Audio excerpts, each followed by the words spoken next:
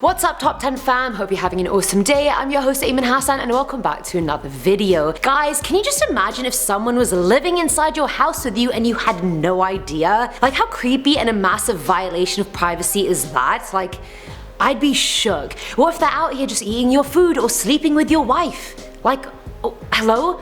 But before we get into it, we are currently hosting a giveaway, you guys. The prize is $200 and a signed and most amazing t-shirt. Just like our Facebook page and like and comment on the latest exclusive video on there for a chance to win. But without further ado, let's talk about some unwanted squatters. These are the top 10 scary people who are secretly living in other people's houses. Starting us off with number 10 are squatters versus homeowners. And this was like a proper Tekken back and forth match almost, and if you're a gamer then you definitely got that reference. So back in 2012, Troy and Dana Donovan along with their kids temporarily moved to Indiana for a job move. They locked up their home in Littleton, Colorado and left, but clearly they didn't do a very good job because Jose, Rafael, Leyva, Caraveo and Veronica Fernandez Beletta managed to get in no problem. But Jose and Veronica were not your average squatters. They knew how to do it right. Immediately they claimed they got the house through adverse possession and had paid $5,000 for it. Even though the law demands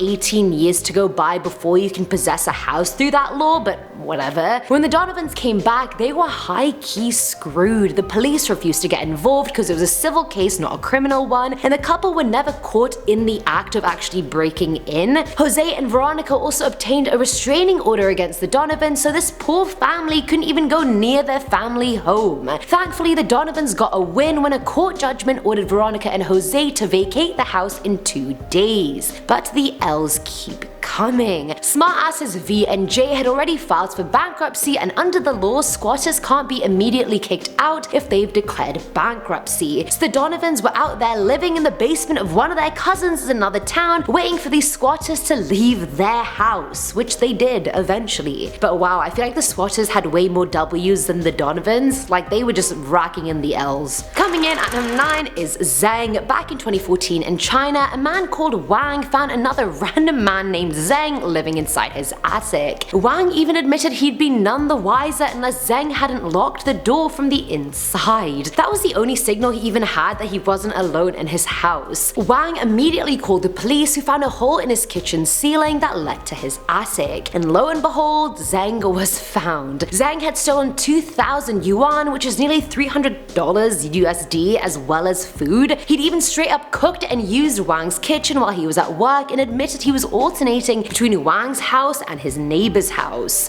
Why don't you just get your own house instead of alternating between other people's and stealing their food and money? Come on, ZENG, do better. Know better. At number 8 we have the ex. Some exes stay salty forever, guys. Some just never get over you, and that sucks for them. Sorry not sorry, you hoes. Your loss. And our girl Tracy was a victim of an ex that just couldn't forget as well. Back in 2012, Tracy and her 5 kids lived in their home in South Carolina and went about their daily lives. One day she started hearing weird sounds coming from her attic, and she went up there to check it out with her 2 sons but found nothing. The sounds continued all night, and some plaster from her ceiling even fell on her bed. Desperate now, Tracy called her nephew to check the attic out, and at first he too found nothing. But as he went deeper, he saw a body on the floor. Not dead, thankfully, but very alive and just asleep. Turns out Tracy's ex was sleeping in her attic, and he could see her bedroom through an air vent up there in the attic. Like, how creepy is that? The couple had broken up 12 years prior. Like, what the hell? 12 years, man, get over it. Get on Bumble, get on matrimonial.com, I don't know. Tracy had no idea how long he had been up there for, but he had helped her put in new doors the year before, and he had also stolen her car. He ended up leaving his feces and urine in her attic as well before running out of the house, never to be seen again. Bruh, if he's out here stealing your car, do not invite him to set up doors in your house. Get a restraining order, Tracy. Filling our number 7 slot is the closet fiend. So in Feb of this year, Maddie, who's a second year at the University of North Carolina, noticed that her clothes were going missing. She initially asked her roommate if she had borrowed anything, but she denied it. The girls then discovered unknown handprints on their bathroom wall, so they got even more worried that there was a ghost in their house. Which, I mean, fair enough, I would think the same. Which honestly, that may have been better than the reality, I'm not even sure. One day, Maddie had some rattling coming from her closet, so she thought maybe it was a rat or something. She called out asking who's there, and someone actually answered saying, "Oh, my name is Drew." Firstly, if you thought it was a rat, why are you talking to it, Maddie? Is it gonna answer you? No. Either way, Maddie opens the closet door and finds this Drew guy in there dressed head to toe in her clothes, and he even has a bag in his hands just full of her clothes. Now I don't know what conversation ensued between them, but Maddie called the police, and while she waited for them, Drew just kept commenting on how pretty she was while wearing more and more of her clothes. He was later identified as Andrew Swafford and was arrested and charged with 14 misdemeanors. Oh, just imagine someone living in your closet. Like, I have 2 closets in both bedrooms in my house, and if anyone was living there, I would actually shit my pants. Now at number 6 is The Thief. So this one took place back in 2008 in Japan. The unnamed house owner concluded he must have been the target of repeat burglaries because his food was continuously going missing. He decided to install security cameras in his house and link them to his phone, and from them he saw a woman walking around his house making herself perfectly at home. Excited, thinking he had caught the thief, the homeowner called the police, and after a long search of the home, officers found the woman hiding in a built-in cupboard. There's only enough space for her to lay down, and she had some plastic water bottles around her as well. The woman was 58-year-old Tatsuko Horikawa, who claimed she had nowhere else to live and decided to live in the closet a year prior when the homeowner left the front door unlocked. Now apparently she hadn't stolen any of his money, but she had been eating his food and using his shower and bathroom. Like, okay, even if she didn't steal money, she was still living in this house that wasn't hers for a year. Coming in at number 5 is The Stoner. I feel so bad for the grandma involved in this story. Like, she was probably just trying to live her retired life, have some good vibes, but someone just had to ruin it. They just had to. Back in 2014, 73-year-old Velma Kellen felt that the front part of her Washington home was just way colder than the rest of her house. To compensate, she bought another furnace, but that didn't fix the issue. So Velma called in a repairman who discovered it wasn't heating or the furnace that was the issue. Some random person was living under Velma's house and had actually cut all her ducts to redirect the home's heating to the basement. You don't even pay rent, mate. How dare you? Running her bill up for nothing. Have some courtesy, God. Velma had thankfully never encountered the person, but she had sometimes found her gate opened and smelled something she couldn't put her finger on. She said it was worse than cigarettes, and it turned out to be weed. So this dude is literally living rent-free, living with free heating, and just smoking up in this woman's basement. And poor Velma's out here scrambling around buying furnaces. Life is unfair, you guys. Life hits you hard. At number 4 is the Anti-Santa. Christmas is coming up, you guys, so I thought I'd just throw Santa's name out of the bus. You know how I am. Always talking shit.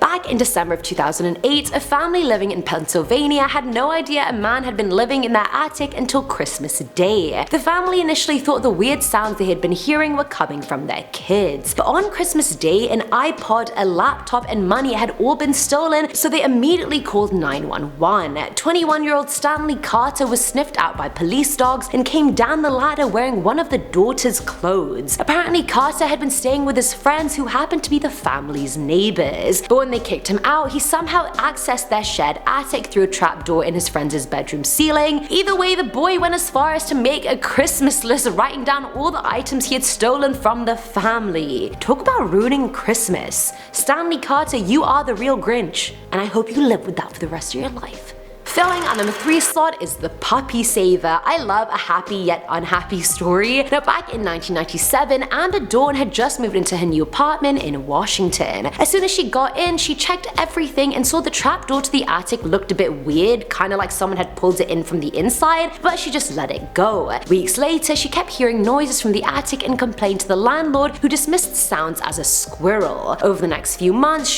went missing, things are moving without being touched. Once her entire house even got flooded, but her 9-week-old puppy was somehow safe in the bathroom sink despite not being able to climb in there itself. She assumed her brother had got in before her and helped the puppy, but the truth came out soon enough. She was taking a bath one night to see the trapdoor open. She quickly ran and grabbed her dog and a hammer and called the police, who found food and a sleeping bag inside her attic. I mean, I know having a squatter is bad, but at least it saved your puppy.